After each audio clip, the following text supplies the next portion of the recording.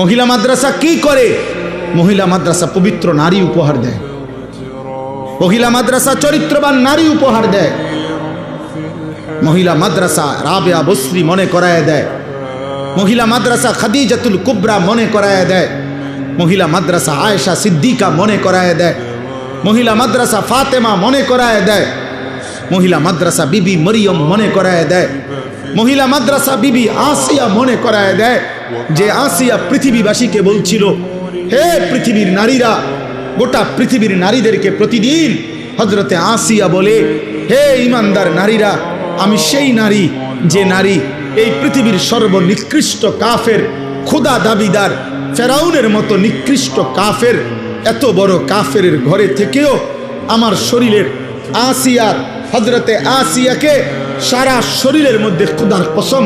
কিতাবে আছে, তাফসিরে আছে, আসিয়ার শরীরটার মধ্যে ফেরাউন একটা একটা করে পেরেক মারছে, পেরেক,